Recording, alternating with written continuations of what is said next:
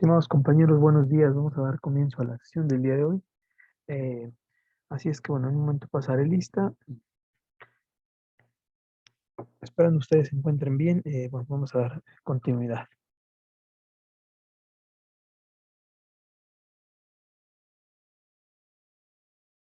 Listo. La sesión pasada estábamos viendo lo que se denomina Trading House. Explicábamos los puntos más importantes de ese tema. El día de hoy vamos a ir al último tema de esta unidad, ya que como ustedes saben, la próxima semana son de evaluaciones. Así es que, pues bueno, tenemos que concluir esta parte para que podamos abordar el contenido completo y poder realizar la correspondiente evaluación. Así es que el día de hoy hablaremos de las empresas transnacionales integradas, es decir, cómo se da el proceso de integración entre ellas, y hablaremos de las que son de tipo comercial, manufactureras y financieras, los tres tipos que, bueno, las tres clasificaciones que existen. Es lo que justamente trabajaremos el día de hoy en esta parte. Así es que, bueno, vamos a dar comienzo. Vamos a ver entonces, les decía yo, cómo están integradas. Ahora bien, antes que otra cosa hay que definir la empresa transnacional, ¿no? Eh, Son aquellas denominadas unidades económicas establecidas en un país sede en la que la participación del capital extranjero alcanza un nivel suficiente como para suponer que un inversor foráneo está en condiciones de ejercer un control efectivo sobre la política y la gestión de la organización. Ujú. Que posee dimensiones filiales a una cosa importante. Una filial, compañeros, se refiere a las sucursales de una empresa transnacional. Nada más que no se les llama sucursales, se les llama filiales, sus filiales. En otros países diferentes al de originario. Ejercen influencia en la producción, o sea, en las etapas de la producción, lo que es la etapa de la comercialización, la tecnología a escala mundial, ¿no? Y poseen capacidades estratégicas de inteligencia, conocimiento, administración y organización corporativa dirigida a la maximización de sus beneficios. ¿No? Esto es importante mencionarlo. Está la parte tangible, ¿no? Que es la producción, el comercio y la tecnología. Ok, pero también se tienen habilidades empresariales o habilidades estratégicas que consisten en las que aquí acabo de mencionar. Obviamente todas van encaminadas a lo mismo, la maximización de sus beneficios. La empresa transnacional, la empresa multinacional y la empresa en general tienen como objetivo el lucro. Ya habíamos hablado que es el lucro, que es la obtención de tasas de ganancia muy superiores. Así es que, bueno, esto nos da una idea de que es una empresa transnacional. Justamente, bueno, ayer, ustedes recordarán que ayer hubo una conferencia en la que se habló de lo que fue China con Estados Unidos. Eh, bueno, ¿por qué traigo a colación esto? Porque China y Estados Unidos son empresas, son países que tienen un cierto número considerable de empresas multinacionales y transnacionales. Entonces es importante, bueno, mencionarlo. Ayer se contó un poco de esa parte histórica de cómo está China. eh, y por eso lo comento ahora. Así es que por favor tomen nota de esto para que podamos seguir en lo que voy a pasar lista.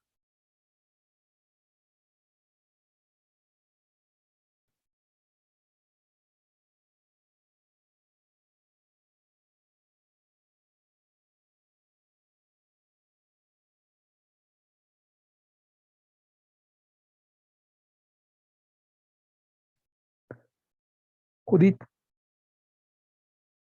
Presente. gracias. Ábalos, Presente. bien. Alba, Giselle,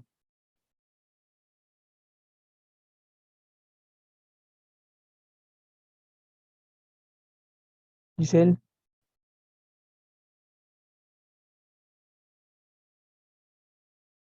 Arturo,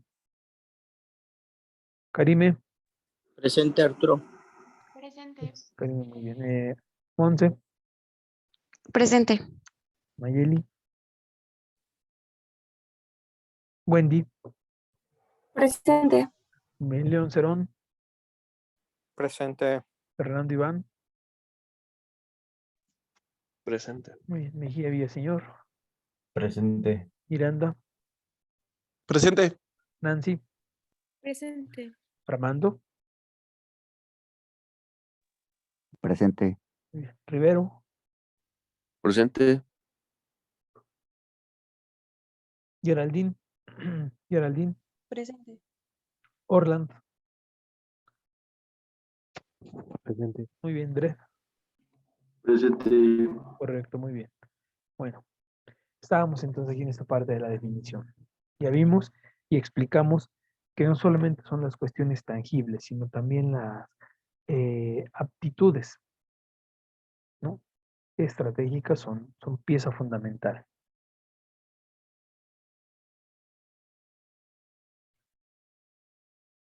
Bueno, seguimos. Bueno, ¿cuáles son las características? En primer lugar, tenemos crecimiento de la empresa basado en las ventas. Es decir, es el esfuerzo más grande que se aplica a una estrategia de ventas, reduciendo la posibilidad de que el producto sea reemplazado. ¿Qué quiere decir esto? Entre más exclusivo sea el producto o más único, es mejor. ¿Para qué? Para que no tenga sustitutos, es decir, bienes que sean reemplazables por él, que puedan ejercer influencia sobre sus ventas, ¿no? Quiere decir esto que el mercado, o sea, el consumidor, al ver un conjunto de opciones, puede elegir la que más le convenga. Aquí es donde justamente hay que ver esto que está, lo que está en pantalla, se tiene que ver por el lado del vendedor productor. Es decir, lo que él busca es que su producto sea único e irreemplazable. Ahora, si lo vemos por el lado del consumidor como nosotros, pues obviamente no estaríamos de acuerdo en eso. ¿Por qué? Porque nos gustaría tener un conjunto de opciones, aunque fuera el mismo producto, pero que estuviera en diferentes marcas. ¿Por qué? Porque luego vienen las diferenciaciones en precio, en calidad, en forma, etcétera, en disponibilidad.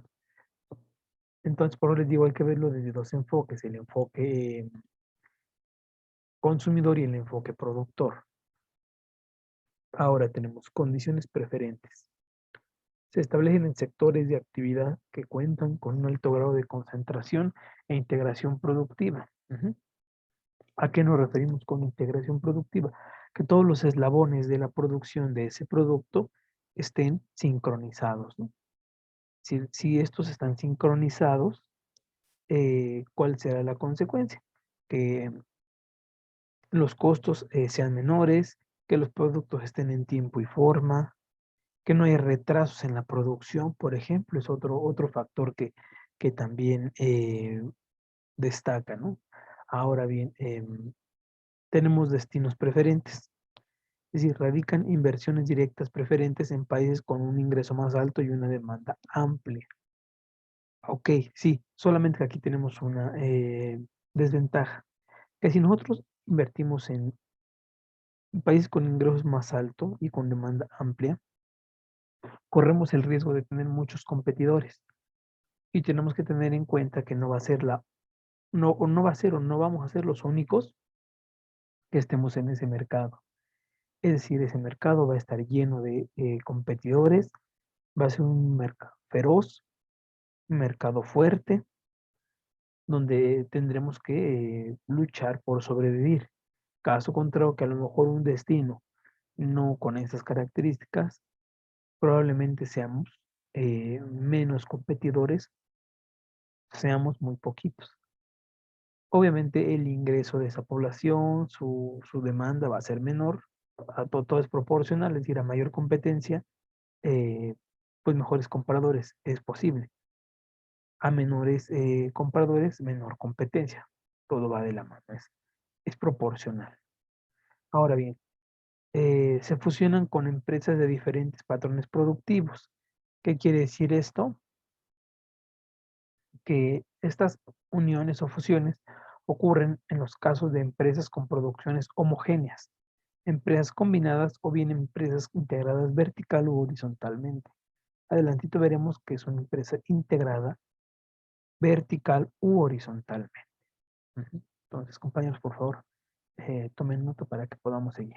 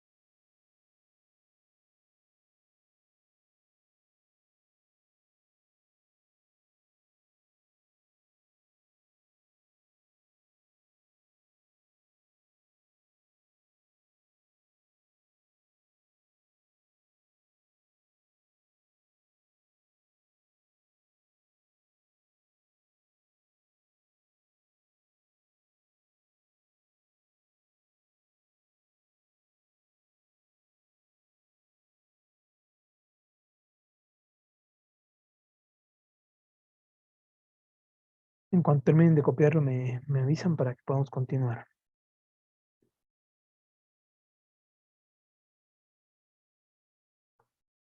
De hecho, ahorita que acaben de copiar esto, tengo un pequeño texto se llama La experiencia de China y sus razones de éxito.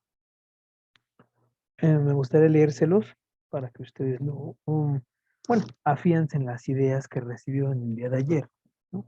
Para que, a manera de un resumen, podamos, pues sí, retroalimentar esa parte que, que se refiere, bueno, a lo visto el día de ayer en la conferencia. Si están ustedes de acuerdo en que hagamos esa actividad, ¿me pueden indicar, por favor?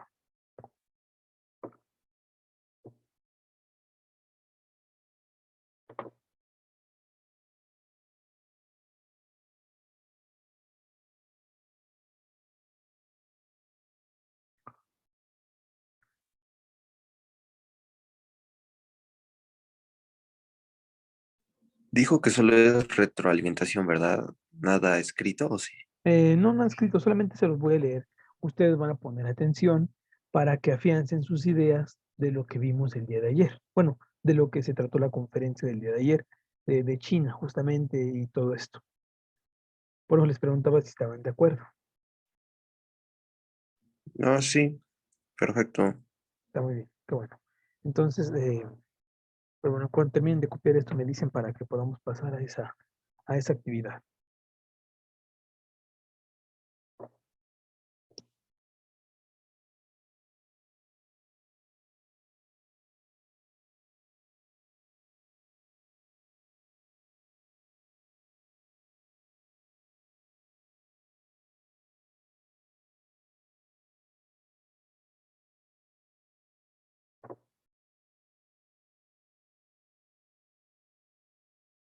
Bueno, nada más concluyo con dos ideas más de esto y ya pasamos a la actividad.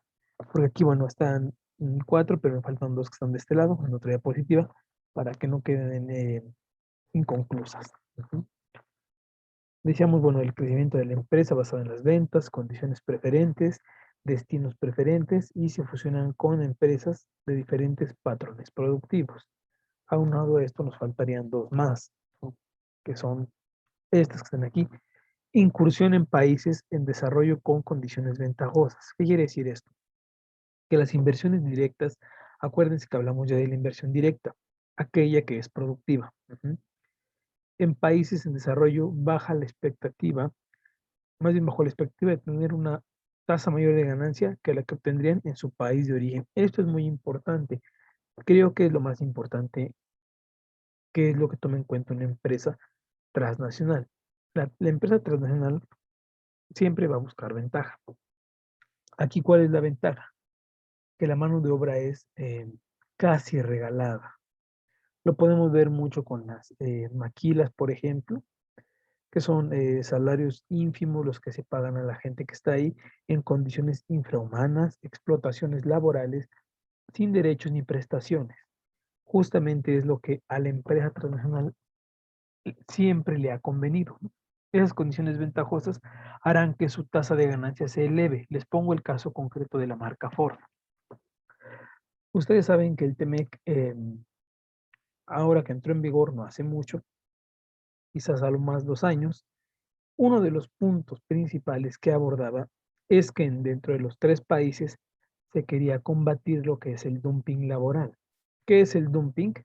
Si definiéramos como tal dumping, quiere decir que vender un producto por debajo del precio o costo de fabricación. ¿Por qué puede pasar esto? La primera puede ser porque sean altamente competitivos, pero no provocaría que su precio fuera por debajo del costo de fabricación promedio.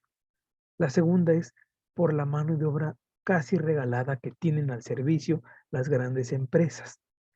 Otro motivo podría ser los apoyos gubernamentales, subsidios, subvenciones que reciben de parte de sus gobiernos. Entonces les digo, Ford argumentaba, una empresa de Estados Unidos, que México tenía dumping laboral.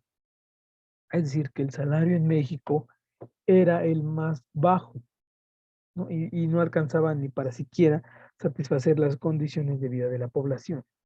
Por eso un punto clave en el TEMEC es evitar el dumping laboral. Por eso ustedes vieron que el gobierno de México anunció que iba a haber un aumento del salario, un aumento en los salarios, pasando de 88 pesos que estaba a casi 117. Ok, ese aumento en el salario, ¿por qué fue? Porque el TEMEC así lo exige, un aumento en los salarios mínimos. Obviamente, al hacer ese ajuste del salario mínimo, pues aumenta, pero tiene sus consecuencias económicas. ¿Cuál podría ser una consecuencia económica? Un efecto inflacionario.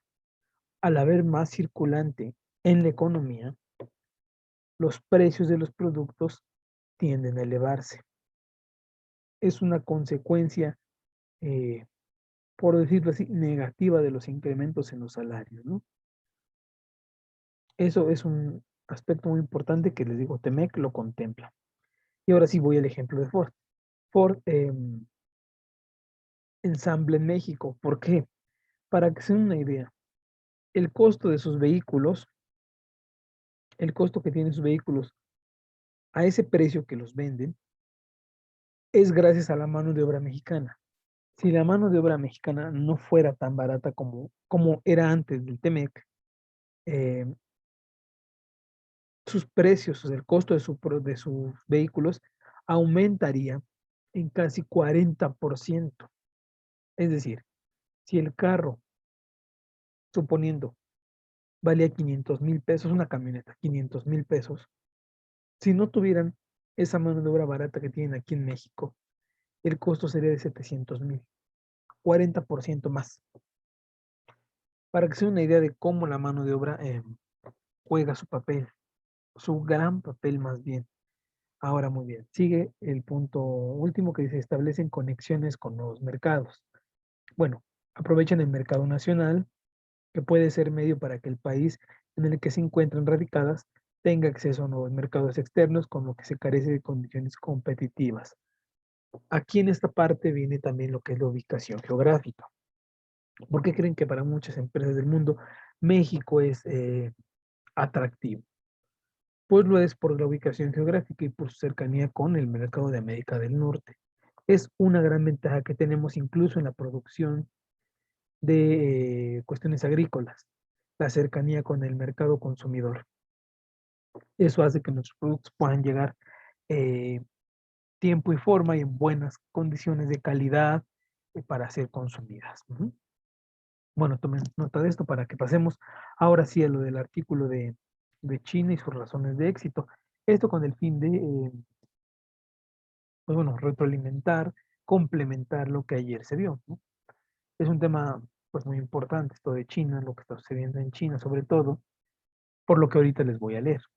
Por eso les digo que es importante. Entonces, les doy 2 minutos para que terminen de copiar esto y ahora sí me pongan toda su atención para que lo que les voy a leer lo vayan correlacionando, ¿no? Por favor.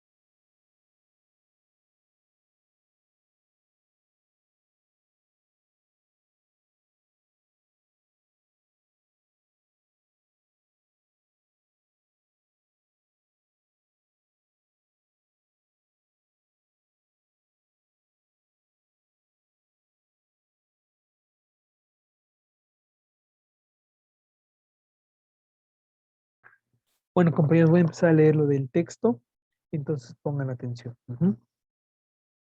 En su fase moderna, el parteaguas histórico fue la Revolución de 1949, dirigida por Mao Zedong. La construcción de la nueva sociedad enfrentó grandes dificultades estructurales, pues era aquella una sociedad semifeudal, más del 80% de la población rural. Después de Mao y luego de un interregno, Deng Xiaoping asumió el liderazgo en 1978. Vendría la reforma y un despegue económico sorprendente y profundamente humanista, cuyo objetivo es acabar con la pobreza, y viene haciéndolo. En los últimos 8 años, casi 100 millones de personas han dejado la pobreza extrema. Según el Banco Mundial, desde finales de la década de los 70 del siglo pasado, China ha sacado de la pobreza a 800 millones de personas. Pero, ¿cómo explicar el fenómeno chino? Primeramente, el gobierno y el partido no han abandonado los principios sobre los que se religió la República Popular China. Construir una sociedad superior al capitalismo con desarrollo soberano y bienestar popular. Entendiendo y aplicando la tesis de Marx de que las sociedades en su desarrollo no pueden quemar etapas, se diseñó un modelo económico que llaman socialismo de mercado, que atiende la tarea del desarrollo capitalista, síntesis inteligentemente estructurada de una economía dirigida por el Partido Comunista Chino, pero con capitalismo operando en su base productiva.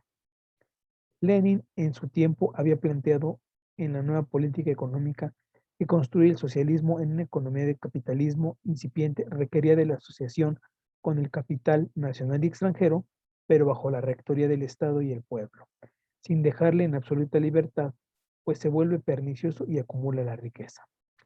China sigue siendo instrumento, sigue instrumentando los planes quinquenales. No sufre crisis ni desfases entre producción y consumo, y progresa con una estrategia de objetivos y medios claros y visión de largo plazo. Ha sido clave el liderazgo del partido, con la confianza y el apoyo de un pueblo políticamente educado que hoy, gracias a su disciplina, ha superado la pandemia. Vital ha sido impedir que el poder corrompa el partido. No ha quebrado su historia y se honra la obra de Mao, el líder histórico. Como estrategia, lo primero ha sido atender las necesidades internas y consolidar su modelo, evitando involucrarse en conflictos, sobre todo militares, que no afecten directamente a su entorno. China no participa en ninguna guerra en el mundo. Limita su influencia a los negocios y al llamado poder suave. Influencia cultural y prestigio, vacunas chinas salvan hoy a millones de vidas en el planeta, mientras que Estados Unidos y Europa buscan la ganancia. Fundamental ha sido el desarrollo de la infraestructura. Desde finales de los 70 se han construido 1.1 millones de kilómetros de caminos rurales y 35.000 kilómetros de líneas férreas. La población ahorra. Desde principios de los 50 se esforzó en acumular capital mediante el ahorro interno. Pese a ser uno de los países más pobres del mundo, la tasa nacional de ahorro china antes de 1978 nunca fue inferior al 20% del PIB y después de eso creció la mayoría de los años hasta 2008, cuando alcanzó un máximo del 52% del Producto Interno Bruto. Los salarios, al inicio bajos, se elevan estimulando el trabajo. Los salarios reales del sector manufacturero de China ya superan con cierta holgura los del promedio de América Latina. El único país de la región que todavía tiene mejores salarios es Chile, mientras que tanto como Brasil como Argentina quedaron atrás. Los salarios chinos representan aproximadamente el 70% de los ingresos laborales en los países medianos de la eurozona. Aumentar la productividad. La estrategia ayudará a mejorar la calidad, la eficiencia, la competitividad de la agricultura, pondrá la construcción rural en una posición importante en la modernización socialista, profundizará las reformas rurales y mejorará el mecanismo integrado de desarrollo urbano-rural. Las exportaciones, inicialmente locomotora de la economía, son poco a poco desplazadas por el mercado interno. Se impulsan la apertura y la modernización con criterio regional, primero en zonas económicas especiales.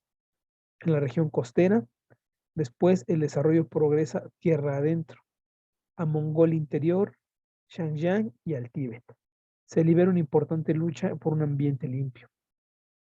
Según el periódico La Energía, 5 de enero en 2020, la central hidroeléctrica más grande del mundo, que se llama Tres Gargantas, rompe el récord mundial de electricidad generada por la central hidroeléctrica de Itaipú en América del Sur.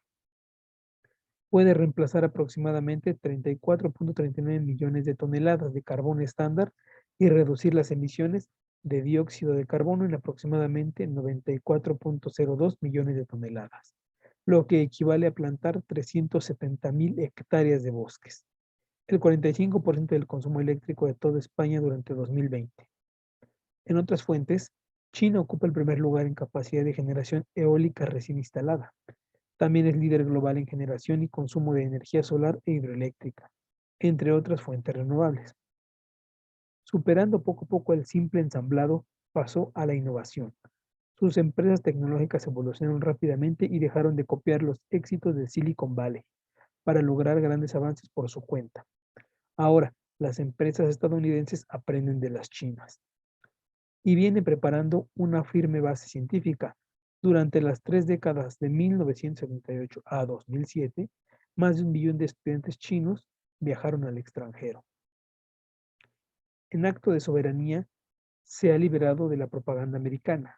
China también se aisló del Internet que ve el resto del mundo y creó el suyo. Ahora cuenta con las únicas empresas de Internet del mundo, equiparables a las estadounidenses en cuanto a su ambición y alcance.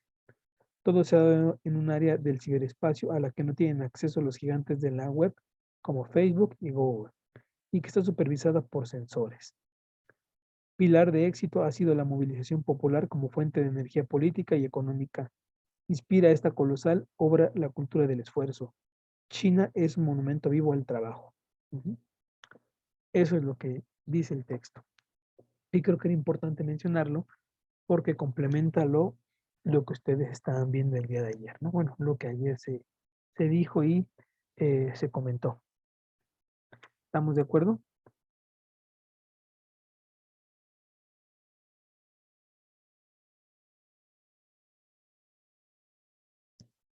Compañeros, sí estamos de acuerdo en esto que leí, si lo escucharon, si lo fueron procesando. Sí, profe. Correcto, muy bien.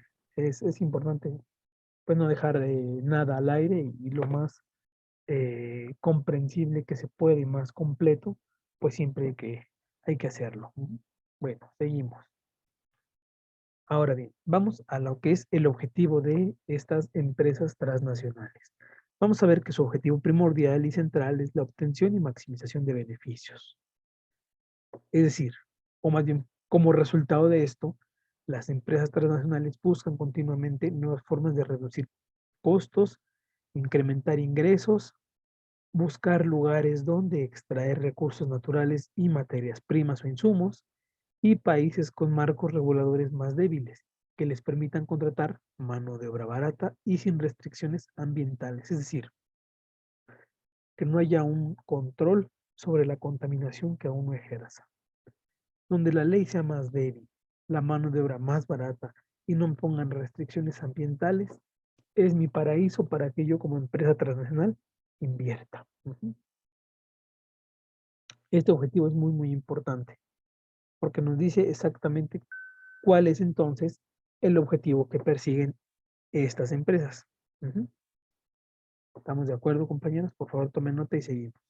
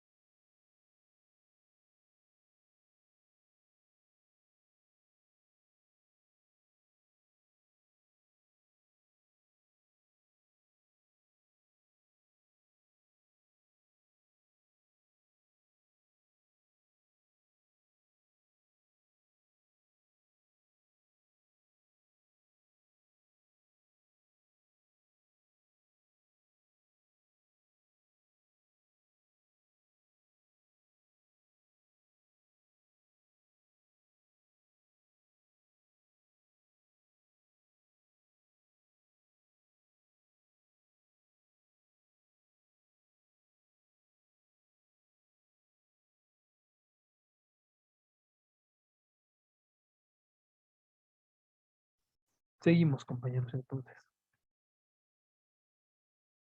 Ahora, bien, dentro de las nuevas tendencias mundiales de la globalización, eh, vamos a ver que estas obligan a adoptar grandes cambios en la manera como se organizan las empresas, generalmente vinculados a la integración, tanto local, nacional e internacional.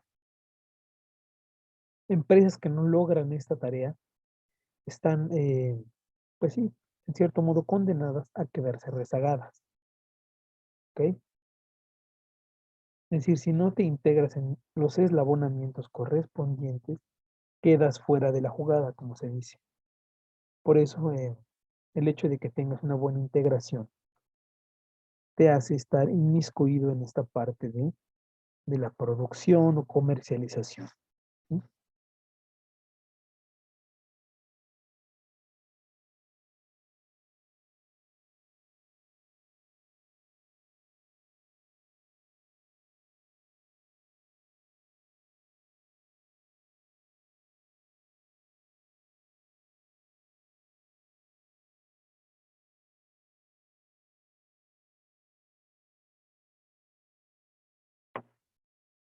Listo, seguimos. Ahora, dentro de su origen, vamos a ver que en sus inicios se organizó de tres formas, o estaban organizados de tres maneras. El primero de ellos es el trust. El trust es la unión de empresas de un mismo sector. Su finalidad es monopolizar y establecer precios. Acuérdense, un trust es un conjunto de empresas del mismo sector cuya finalidad es monopolizar y establecer precios. En segundo orden tenemos un cártel, que es la unión de diferentes empresas con la finalidad de evitar competencia, es decir, no permitir el ingreso de nuevos competidores. Y tenemos el holding. El holding por default es una sociedad financiera. Holding no va a ser una sociedad manufacturera ni productiva. Es una sociedad financiera cuyo objetivo es buscar la mayor parte de las acciones de diversas empresas. Es decir, el holding es la sociedad financiera que tiene empresas, que tiene acciones de las principales empresas. Eso es el holding. Entonces son sus tres estructuras que puede presentar. Así como en los consumidores tenemos lo que es monopolio, oligopolio, las empresas también tienen sus organizaciones, que son estas tres.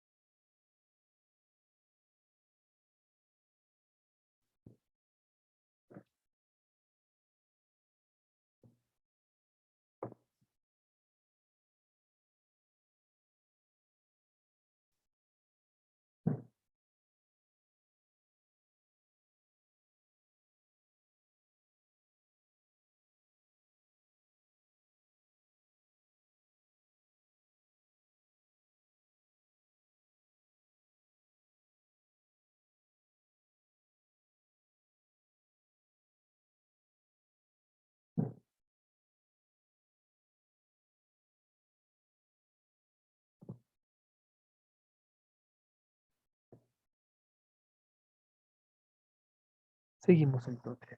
Ahora bien, su definición es que poseen o controlan unidades de producción. Pueden ser de capital privado, público o mixto, un poco de los dos. Cuentan con la capacidad de expandir la producción y otras operaciones al resto del mundo. Es decir, tienen que tener presencia en otros lugares del mundo, ¿no? ¿Para qué? Para que pues, reciban este nombre de transnacional, es decir, después de las naciones. Es decir, opero en otras naciones diferentes a la mía. A eso se refiere.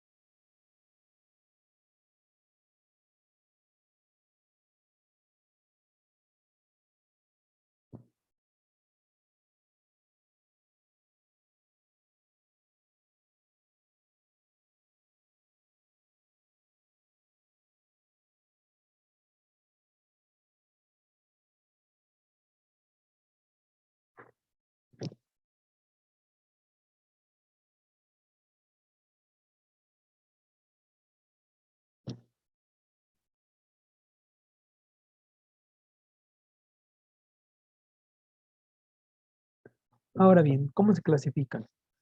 Vamos a ver que existen 3 criterios de clasificación, de acuerdo al tipo de diversificación, de acuerdo al país de origen y de acuerdo al origen del capital. Si nos vamos a lo que es el tipo de diversificación, vamos a encontrar 2 tipos. Las que están empresas multinacionales integradas horizontalmente y las que están integradas verticalmente. Según el país de origen, tenemos en países en desarrollo, países industrializados y países de rápida industrialización. Son 3 características diferentes. El país en vías de desarrollo o así es el primero de ellos. Luego tenemos el país industrializado, que son los países que dominan el mundo, y tenemos países que pueden ser fácilmente adaptables a la industrialización. Y capital, pues obviamente hay capital privado, o sea, de un particular, y capital público, es decir, de un gobierno. Esta clasificación es muy importante que ustedes la tengan presente de cómo se clasifican estas empresas transnacionales.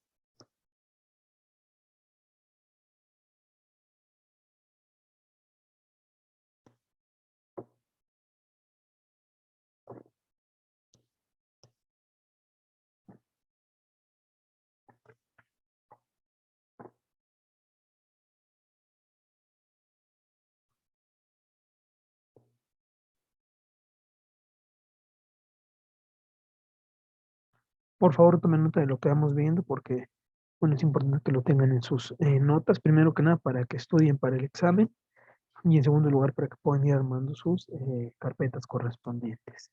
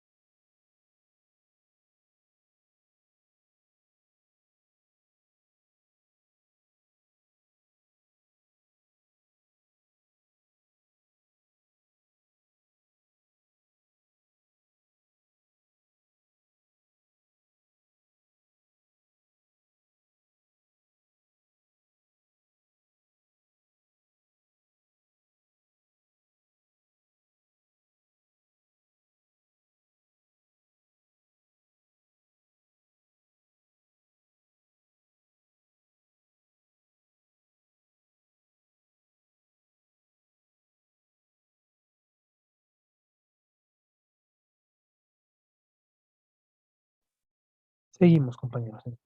Bueno, ¿cuál es la importancia dentro de todo esto? Es, en primer lugar, la capacidad de expandir la producción a todo el mundo.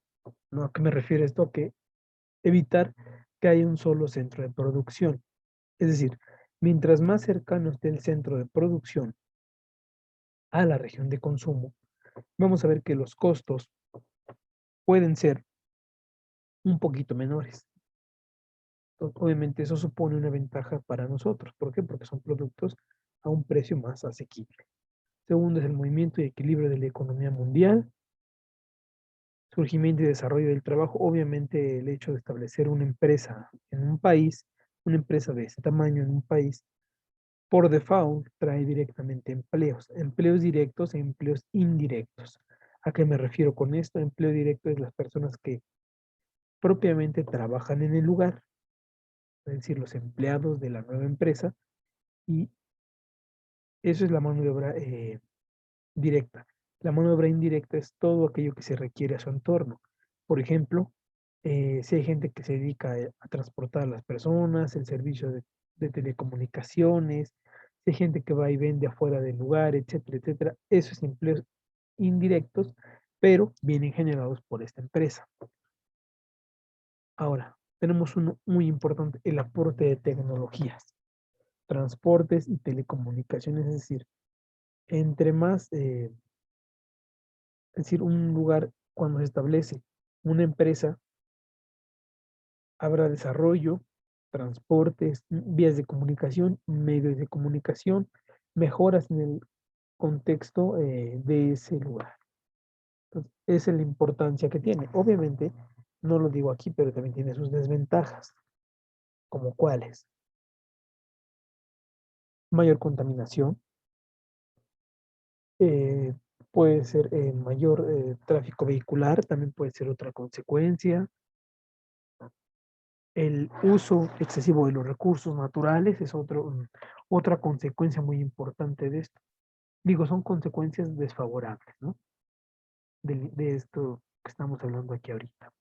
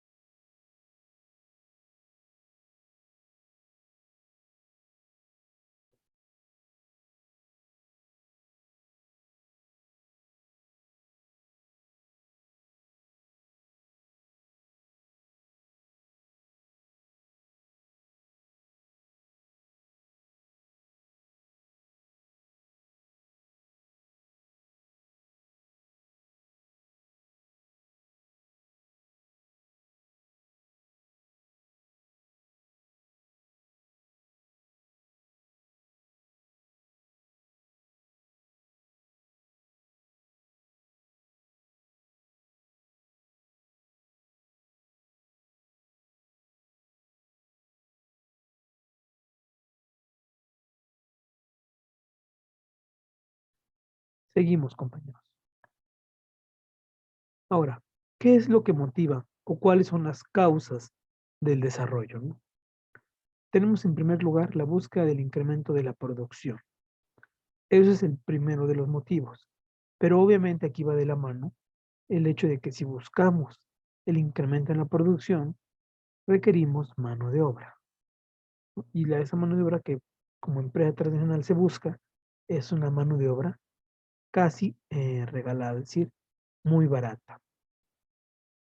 Otra causa de este desarrollo tiene que ver con la lucha con su competidor o sus competidores, es decir, si una empresa es de un determinado segmento y existen muchas otras que están en ese segmento, el objetivo va a ser luchar entre sí para ver quién es la que destaca sobre el resto.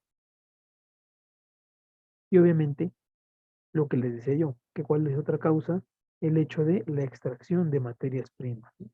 Acuérdense que donde se establece la empresa transnacional, la multinacional, vamos a ver que estas acaban, ¿no?, con lo que está a su alrededor. Este tipo de empresas consumen los recursos disponibles en la región. Si yo les preguntara, díganme dos recursos naturales que una empresa transnacional disminuye exponencialmente, ¿qué me dirían ustedes? A ver, piensen en dos recursos.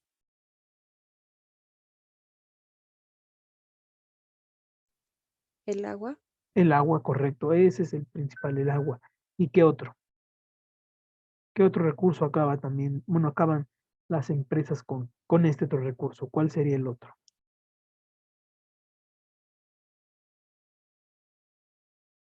El aire, ¿verdad? La contaminación atmosférica. Muy bien. Esos serían los dos recursos que más agotados se ven. Muy bien. Tomen nota, por favor, para que sigamos.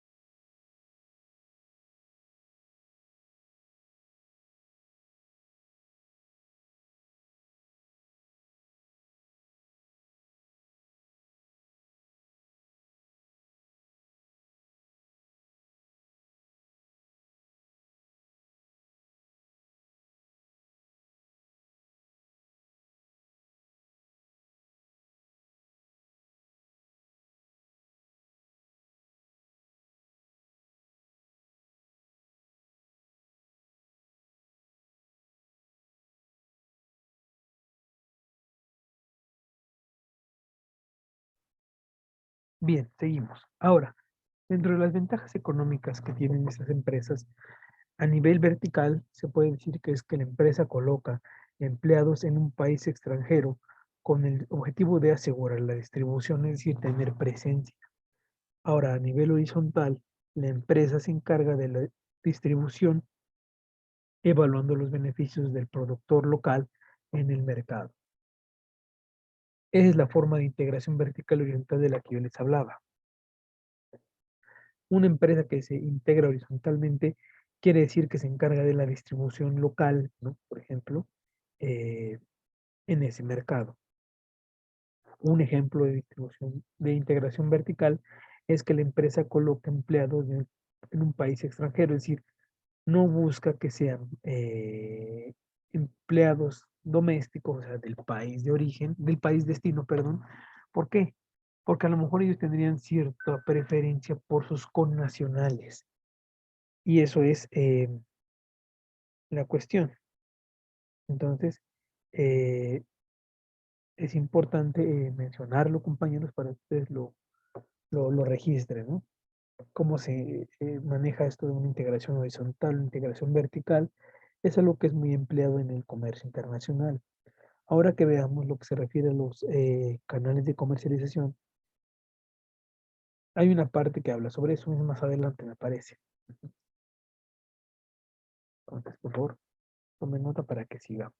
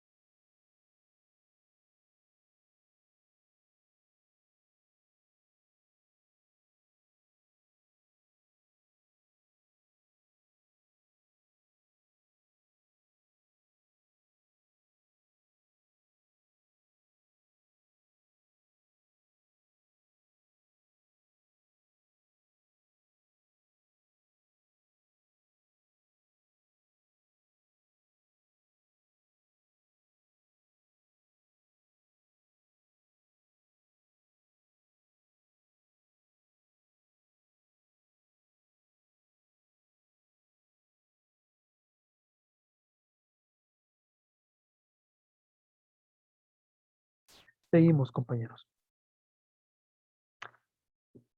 Ahora, el impacto económico. Vamos a ver que estos pueden ser tanto positivos como negativos para cualquier país relacionado. ¿A qué me refiero positivos? A que la derrama económica en ese país se ve aumentada.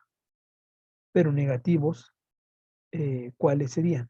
Por ejemplo, que haya negocios locales que cierren a consecuencia de esto.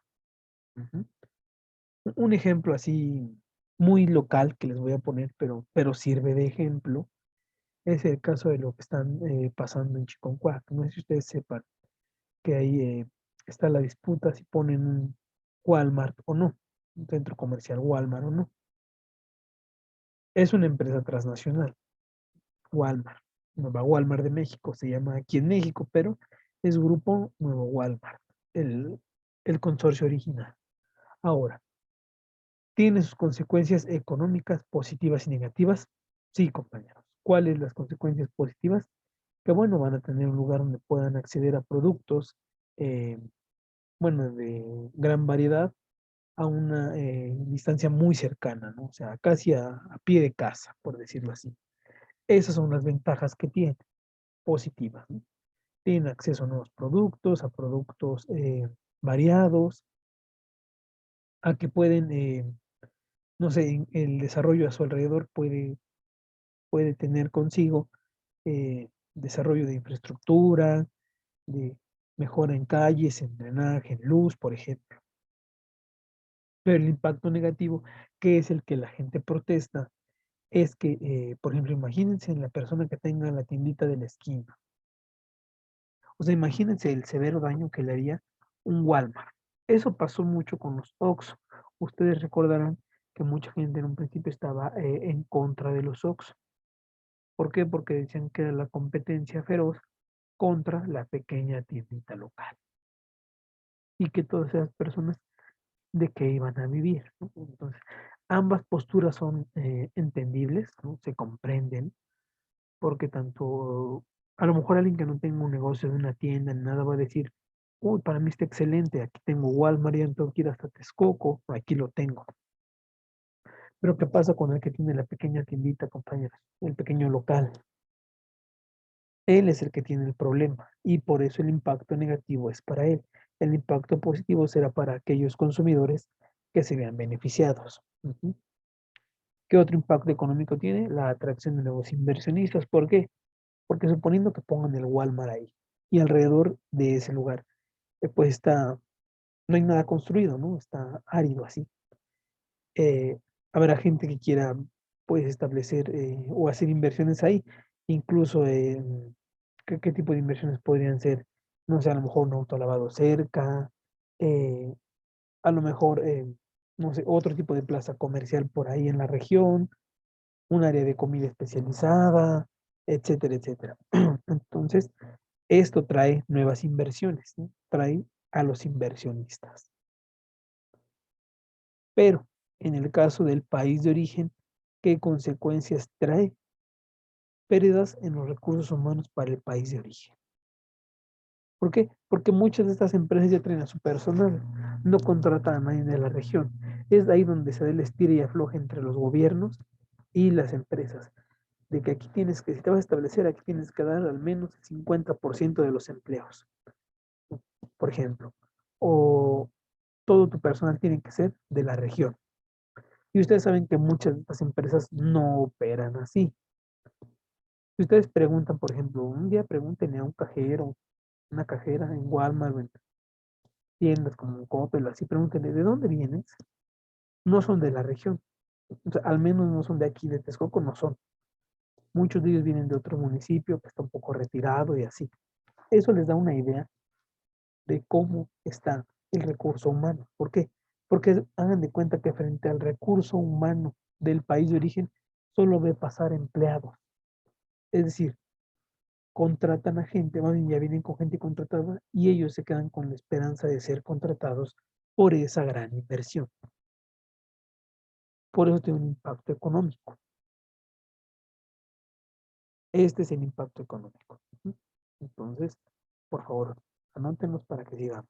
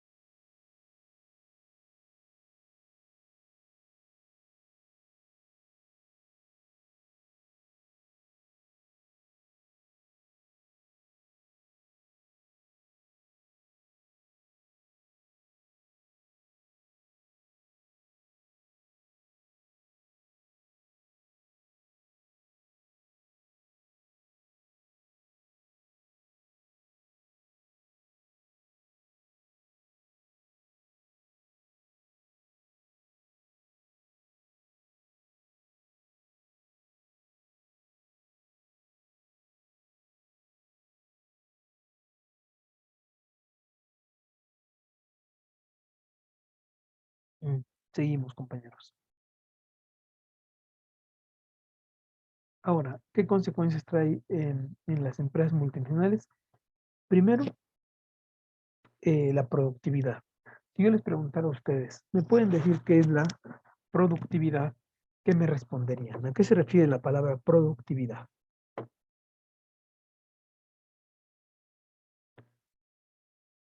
Compañeros, ¿a qué se refiere productividad? A generar mucho. Correcto, a generar mucho en el mismo tiempo, ¿no? Producto por tiempo. Muy bien, Varela. Excelente, sí, eso es. Ahora, el segundo es estudia el desarrollo económico. Es decir, una empresa multinacional, para saber dónde se va a establecer, eh, por fuerza, necesita visualizar cómo está el desarrollo económico en ese lugar. Eso es muy importante, compañero, que tenga presente cómo está el desarrollo económico. Son dos, por decirlo así, consecuencias de las empresas multinacionales. Son dos de las consecuencias más, podría decir yo así, las más importantes, son justamente estas. Seguimos. La responsabilidad social. Ustedes han visto que las empresas, dice SADCB, ¿de qué? De SR, de no sé qué. Ok, ahí viene la responsabilidad social. Ahora, ustedes han visto en las, bueno, antes cuando daban bolsas de plástico en los centros comerciales, por ejemplo, decía ESR, empresa socialmente responsable. Sí lo habían visto, supongo. Ahora, ¿a qué se refiere esta responsabilidad social? En primer lugar, a la generación de empleo, es decir, son empresas que ofertan mucho lugar de trabajo, mucho espacio de trabajo. Segundo, sustento económico para la sociedad. ¿A qué me refiero? A que esas inversiones propician o buscan el desarrollo regional y local. Tercero, mejoramiento de la infraestructura social. Por ejemplo, el hecho de que haya pues, más desarrollo en determinada región, puede haber que haya escuelas, parques, jardines, hospitales, todo esto, ¿no? Centros de recreación, que a final de cuentas tienen mejoras para las condiciones de vida del lugar. Además de que para estas personas pues beneficia en cierto punto, porque tienen un lugar de distracción, de recreación, y tenemos lo que es la calidad de vida del empleado y su familia. Es decir, condiciones que hagan más amena su calidad de vida. ¿Vale? Esos son los impactos o no sé, las responsabilidades sociales que esto trae consigo. Justamente, es esto.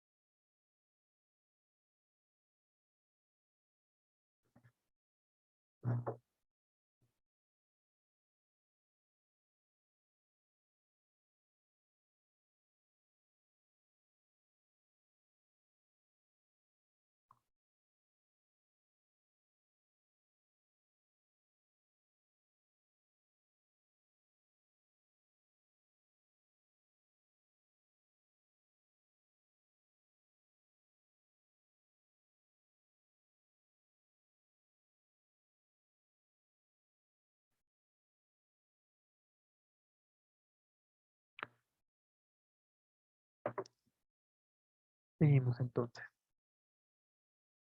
Aquí está más a fondo lo que es la integración horizontal. Tenemos en primer lugar eh, la cuestión horizontal, luego vamos a ver la vertical. En la integración horizontal vamos a ver varias características. Las primeras es que las compañías adquieren o se fusionan con otras que ofertan bienes y servicios similares con la finalidad de ser más competitivos y adquirir cierto posicionamiento en el mercado que operan. Esto es lógico. ¿Por qué? Porque si yo me alío o adquiero o me fusiono contigo, empresa local, que ya tienes muchos años de experiencia en este mercado, ¿quién mejor que tú para conocerlo? Entonces voy aprendiendo de ti, copio tus formas y ya que estoy listo, me establezco. Ujú. Entonces, esa es la primera, o más bien una característica esencial de la integración horizontal. Segundo es que permite a las compañías acceder a nuevos territorios o mercados aprovechando el posicionamiento con lo que la marca ya cuenta, superando con mayor facilidad determinadas barreras de entrada. Esto es muy importante. Hay empresas que no se venden bajo su nombre que tienen en el país de origen, sino entran con otra marca. Eso estoy seguro que lo han visto. Lo han visto como determinadas marcas, eh, hagan de cuenta como que si los tomara suyos, se adueña de ellos y los ofrece. Otro ejemplo claro es productos que solo se distribuyen en determinados centros comerciales. ¿Por qué? Porque pueden ser muy exclusivos o porque con esa empresa tienen una alianza estratégica para que le ayude a distribuir sus productos. Es muy importante. Es como en el argot común decir, es que tengo mi contacto, el cual me deja pasar. Ah, bueno, pues te acercas a él y te metes y ya tienes paso libre ahí. Ujú. Ahora, denme un segundo, por favor. Bueno,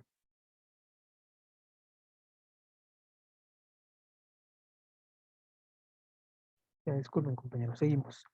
Eh, ahora bien, es la unión de dos o más empresas productoras de un mismo bien con el objetivo de producirlo en una organización única. También puede ser ese otro objetivo, que no solo sea la comercialización, sino la producción. ¿Y por qué te puedes salir con una empresa de este tipo? Porque obviamente el costo de fabricación puede ser menor. Ellos ya tienen sus proveedores, ya tienen sus métodos de trabajo. Tú solamente vas a invertir dentro de ellos. ¿Estamos de acuerdo? Entonces, es muy importante la integración horizontal. Por favor, tomen nota, es importante todo esto para que podamos continuar.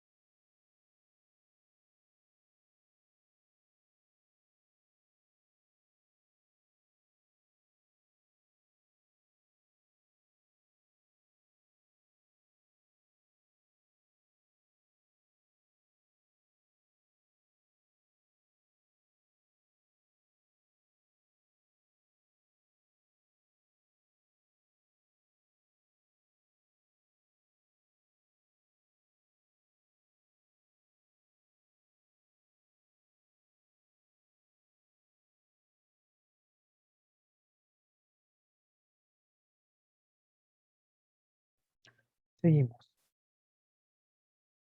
Ahora, ¿cuáles son las clases de integración horizontal? Es decir, ¿cómo se clasifican? Tenemos dos tipos.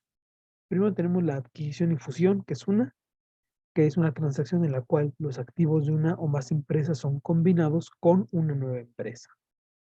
Una adquisición es la toma de control mediante la compra de la empresa por parte de otra, es decir, cuando una empresa compra, adquiere a otra, para influir en la toma de decisiones de esta o para incorporarse completamente a sus activos. Esta es la primera clasificación, adquisición, fusión, y ya vimos la diferencia entre una y otra. La otra son las empresas de riesgo compartido, que es el acuerdo que se establece entre dos o más firmas interesadas en prestar un bien o servicio de manera puede ser temporal, donde el riesgo, la inversión y los resultados van 50-50, es decir, si gano yo, ganas tú, si perdemos, perdemos los dos, y los dos le invertimos, o sea, los dos ponemos o aportamos capital. Entonces, bueno, son las clases de integración horizontal que existen.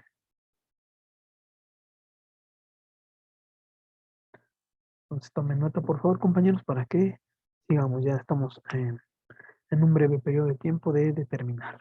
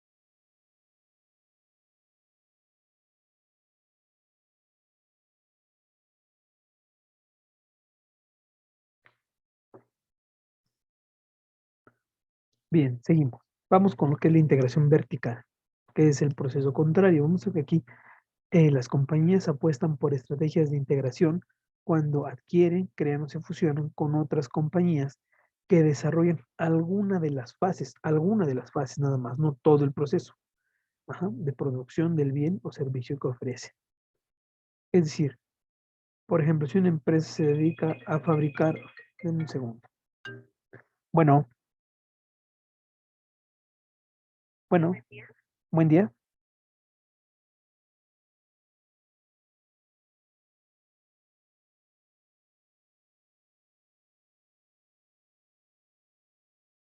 Disculpen, compañeros, seguimos. Es decir, piensa en una empresa, por ejemplo, que fabrica zapatos. El hecho de que yo ayude en una fase de la fabricación, por ejemplo, en el cosido de la suela con la piel. Estoy integrándome verticalmente con la empresa porque hago una partecita del proceso. Cosa contraria que si yo me apropiara de la empresa para ellos competir con otras productoras de zapatos. Ahí estaré haciendo una integración horizontal, pero si solamente participo en una partecita del proceso, puede ser como abastecedor, comercializador o en algún eslabón de todo el proceso, estoy integrándome verticalmente. Ahora, eso también puede ocurrir cuando una empresa produce sus propios factores de producción o posee su canal de distribución y la cadena productiva se encuentra compuesta por fases anteriores y sucesivas de la actividad principal, que comprenden desde la producción de la materia prima necesaria hasta la etapa final donde el bien o servicio es recibido por el consumidor. Es decir, estamos eslabonándonos, pero en una parte nada más. ¿Vale? Eso es importante que ustedes lo diferencien. Ustedes como gente de comercio es quizás lo más importante la integración y bueno, los tipos de integración que lleven las empresas. Es quizá lo más importante. ¿Por qué? porque en todas ellas existe una parte de comercialización. Incluso entre cada eslabón hay una parte de comercialización y simplemente en cómo llevo el producto de un lugar a otro. O sea, así muy, muy básico, simplemente ahí. Entonces, ahí está una etapa, ¿vale? Entonces, por favor, tomen nota de esto que está aquí y seguimos, por favor.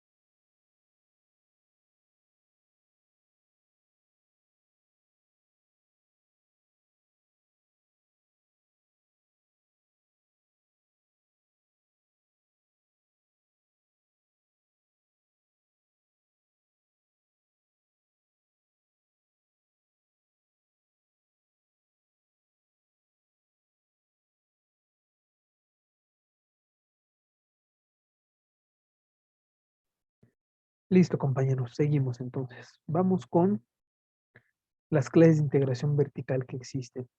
Primero, integración vertical hacia atrás o reversiva, como se le dice, que es cuando existe la incorporación de actividades que se encuentran hacia arriba de la cadena productiva de la empresa. Por ejemplo, la actividad de manufactura de los suministros o materias primas en el proceso productivo de la empresa. Tenemos después una actividad vertical hacia adelante o progresiva, que es incluso dentro de la empresa de diferentes actividades que se encuentran más abajo de la cadena productiva, por ejemplo, las asociadas a la comercialización y distribución del bien al final de la cadena productiva, es decir, llevarlo al consumidor. En este caso, nosotros como gente de comercio nos podemos integrar en ambas, en la reversible o en la progresiva. Lo que más se ha visto en la práctica es que es en la progresiva, es decir, ya tengo el producto, ahora lo muevo. Pocos se van a la parte de la manufactura, es decir, a la parte del suministro, al supply chain management, como le dicen, ¿no? Que esto es abastecimiento de materias primas. Muy poca gente va a eso. No quiere decir que sea malo, sino que estamos acostumbrados a lo tradicional, a comercializar productos, no a comercializar insumos. Y tenemos la integración vertical afiliada, que es una parte del total de los componentes necesarios y se deja el resto al mercado. Es decir, esta acción se convierte en una amenaza para los proveedores que no deseen cooperar con la empresa, aspecto que se agudiza más. Es decir, cuando, por ejemplo, una empresa tiene a sus proveedores y yo me quiero meter como un proveedor más. Si llego con precios más competitivos, es probable que no desee, o más bien la empresa diga, o hay dos, o le dice a sus proveedores tradicionales, llegó un proveedor con estos precios, por lo tanto voy a reorientarme hacia este otro, o la otra puede ser que firmen un contrato de exclusividad para que nadie más abastezca. Esto pasa mucho en las, ¿cómo se dicen?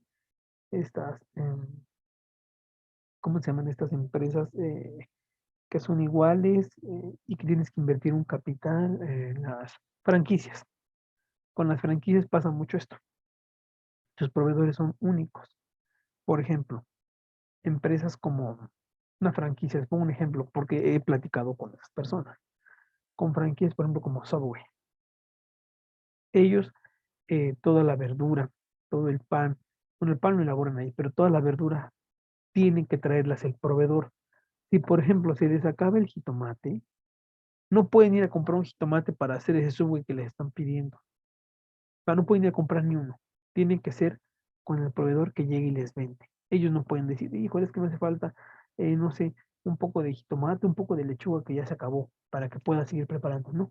Prefieren parar o decir, sabes que no tengo este ingrediente, que ir a comprar un jitomate al lugar ahí más cercano que tengan. ¿No? Es tanta la exclusividad que no pueden hacer otra cosa. ¿Qué ventaja tiene esto? Que la calidad está muy bien asegurada. ¿Por qué? Porque nadie más te va a llevar algo que no sabes cómo venga. Es decir, como tú firmaste el contrato de exclusividad con esa empresa te garantiza un precio, una calidad y disponibilidad casi todo el año. Entonces, tiene sus ventajas, ¿no? Además de que tú no tienes que ir a comprar las cosas, sino todo te llega a tu local, a tu establecimiento. Esas son algunas de las ventajas que tiene. Entonces, no sé qué les haya parecido hasta acá toda esta parte, pero creo yo es importante distinguir todas estas integraciones. Pues, por favor, tomen nota de esto.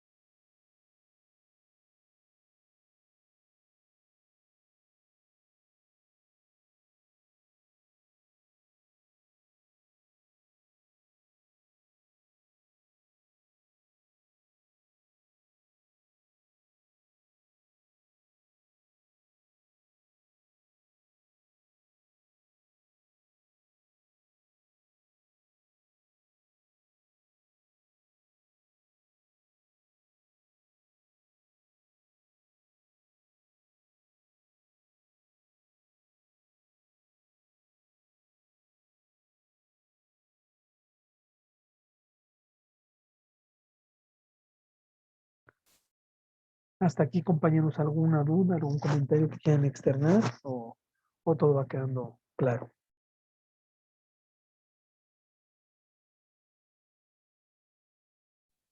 No, profe. ¿No? Correcto, muy bien.